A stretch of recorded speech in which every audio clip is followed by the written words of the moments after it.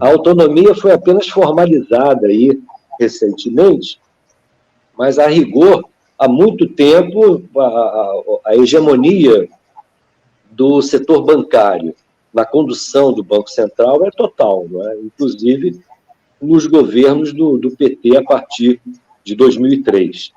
Uhum. E essa situação não apresenta novidades. A grande novidade que eu acho que nós temos no país é que praticamente uma agenda de esquerda ela foi sepultada.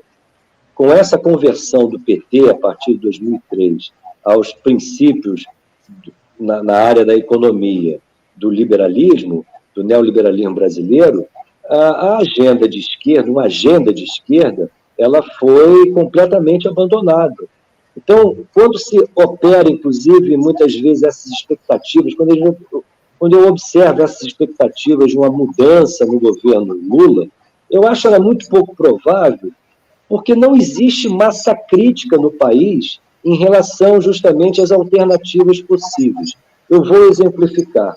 Nós precisaríamos de uma nova política macroeconômica condizente com o fim da liberalização financeira.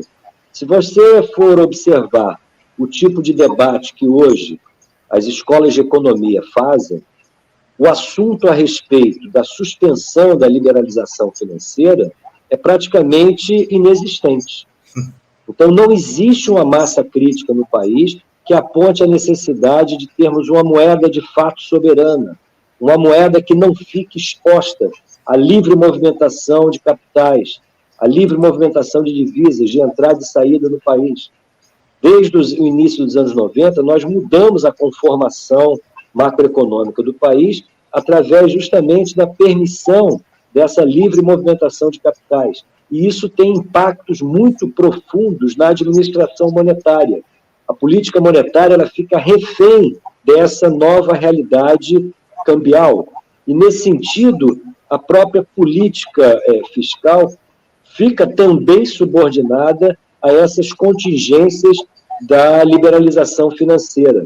Nós não temos uma massa crítica suficiente, um debate na sociedade que acumule a favor de uma mudança desse quadro. Então, esse é o primeiro grande obstáculo, a primeira herança maldita do neoliberalismo que nós precisaríamos superar. Uma nova política macroeconômica que viesse a ser condizente justamente com a ideia de termos um novo ambiente macroeconômico e onde a moeda nacional viesse a ser uma referência para um novo processo de desenvolvimento. Esse é o primeiro ponto.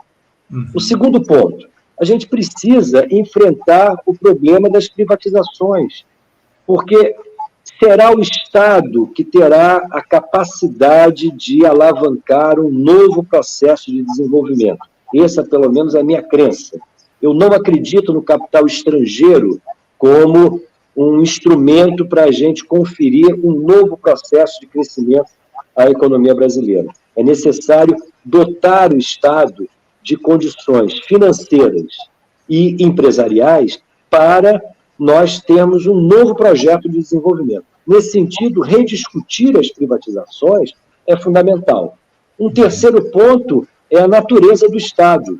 O Estado está sendo submetido há 30 anos a uma reforma administrativa que incentiva a terceirização, incentiva as parcerias com o capital privado e fragiliza a concepção de um Estado profissional baseado em carreiras para todos os segmentos do serviço público. Nós precisamos mudar isso. Nós não temos uma massa crítica suficiente para operarmos uma reforma administrativa alternativa ao que vem sendo feita nos últimos 30 anos. E, por fim, nós temos que enfrentar o problema do cartel dos bancos.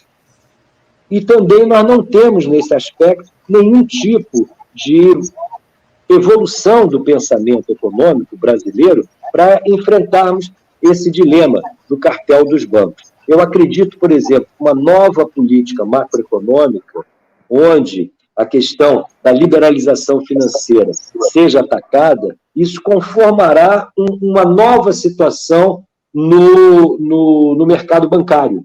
E isso possibilitaria algumas mudanças. Agora, essa é uma opinião muito particular minha. Nós não temos um debate substantivo no país a respeito justamente dessas questões que eu julgo as mais importantes para que a gente pense num novo modelo econômico. Porque, no fundo, é isso que a gente precisa superar a herança neoliberal. Mas como superá-la se a hegemonia política hoje no Congresso é dos conservadores? Se a hegemonia política no Executivo é de um partido que está comprometido com esse neoliberalismo brasileiro? Como, num quadro como esse, apostar em mudanças? Por outro lado, a esquerda, que não compactua com o neoliberalismo do PT e dos seus aliados, ela não dispõe de força política suficientemente implantada nos movimentos populares para se procurar uma nova alternativa. Então, nesse aspecto, eu considero que a política brasileira está meio congelada. Nós estamos nas mãos dos liberais. Sejam os liberais alternativos aí da turma do Calípolo, sejam os liberais, os neoliberais do próprio PT. Então, nós temos uma situação muito difícil e que demandará tempo para que haja uma rearticulação, tanto dos setores ligados aí à política, como dos setores da intelectualidade, que deveriam se debruçar sobre essa realidade buscando alternativas.